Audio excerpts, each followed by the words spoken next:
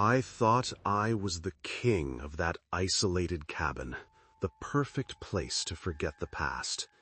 But the past, I discovered, has a way of seeping through the walls. This happened to me in November of 2023, and it was the reason solitude became my worst enemy. I have never slept peacefully again, and the truth is, to this day, I still check the walls of my new apartment. I'm an architect. I spent 15 years building my own empire, which cost me my marriage and a good part of my sanity. When my ex-partner, Mark, brutally betrayed me, stealing years of work and leaving me with crippling debt, my life fell apart. The only thing I had left was a hunting cabin inherited from my grandfather, isolated 2 hours from the nearest town, in the middle of a dense, silent forest. I arrived there on a Saturday in November 2023, around 4 in the afternoon. The cold air and the sharp scent of pine promised the silence I craved. The cabin, made of dark, rustic wood, seemed like a solid refuge against the world. I spent the rest of the afternoon making small repairs that were already on the to-do list. I fixed a leak in the roof with asphalt shingles I brought from the city, changed a burnt-out light bulb in the basement that flickered from time to time, and organized my grandfather's old tools, rusted but functional, in their original boxes. The house was exactly as I remembered it from my childhood, a place of safety and tranquility. That night, I made a simple dinner, a stew that was warming in the cast-iron pot, lit the fireplace with dry logs that were already stacked on the porch, and felt, for the first time in months, a pang of relief.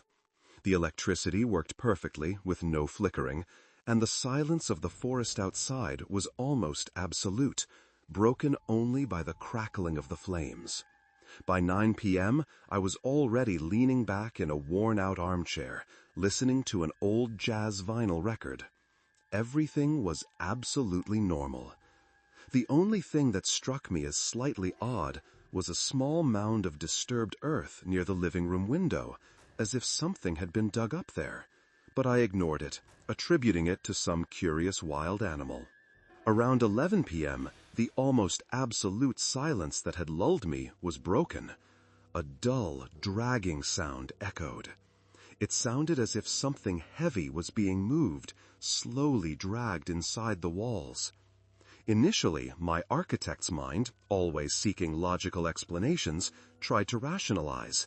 It must be an animal, a large rat trapped in a gap, or maybe a squirrel that ventured into the attic. The forest was full of life, after all.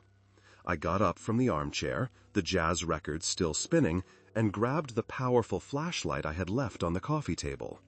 I went to the guest room, which I barely used, and where the sound seemed to be coming from closer, from the wall that separated the room from the main living area. As soon as the bright beam of the flashlight swept across the empty room, the noise stopped. Nothing. Not a sign of an animal, not a trace. I searched the area, touched the wooden walls. Nothing out of the ordinary. I went back to the living room, feeling a slight unease, but still convinced it was something natural. The sound, however, soon returned, about an hour later, around midnight. This time, the noise was different, a faint, persistent scratching, like thin nails on wood. And now, the sound seemed to be coming from the kitchen wall, near the wood-burning stove. Again, I went there, more cautiously this time. The sound stopped abruptly as I approached. I checked the pantry, behind the cabinets, no sign of animal life. I started to feel genuinely apprehensive. I looked at the windows. They were all securely fastened with the original, heavy, solid iron locks. The front door was also locked with the same security.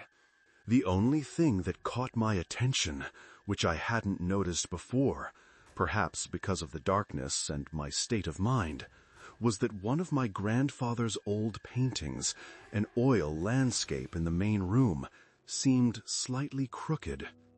Not crooked as if it had been bumped, but as if it had been taken off its nail and put back carelessly, almost like a warning. The chill down my spine intensified, and the sense of tranquility the cabin had given me began to be replaced by a growing feeling that something was terribly wrong. The silence of the forest outside, once comforting, now seemed to hide something sinister. It wasn't an animal. It was something more deliberate. The scratching started again, now on the kitchen wall, more insistent and closer. I grabbed a solid iron fire poker, my heart pounding, and went over.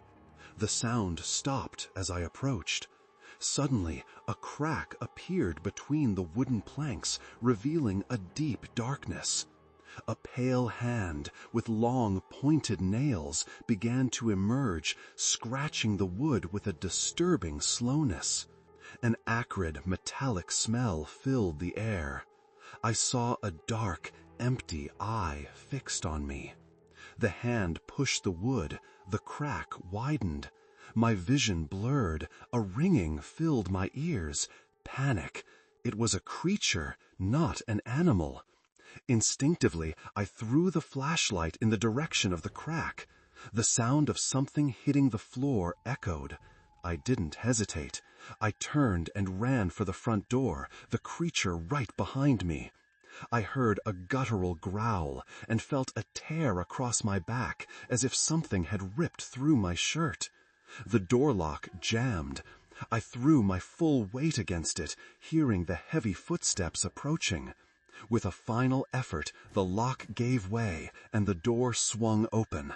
I stumbled out into the darkness of the forest, not looking back, feeling the sharp pain in my back and the nauseating smell of the creature clinging to me. The cabin door slammed shut with a final thud, leaving me alone in the cold night with the terror seared into my memory. I ran through the dark forest, stumbling, the pain in my back driving me forward. The fear was palpable. I spotted the road, and a trucker stopped. I told him everything, my voice trembling, my shirt torn. He took me to the sheriff's office. The deputy listened, but his skepticism was obvious. He examined the tear on my back, but chalked it up to a wild animal. "It's a dangerous area," he said. Without proof, the case seemed destined to go nowhere. Later, in online forums, I found similar accounts. People in isolated cabins, strange noises, unexplained marks. No arrests, no explanation. The police never found anything. The cabin was cordoned off. My sense of security was gone forever. The terror didn't end. It just went into hiding. Since that night, sleep has become a luxury. Any noise, the wind in the trees, a branch tapping on the window, makes me jump out of bed. I've reinforced all the locks on my current home, installed cameras in every corner.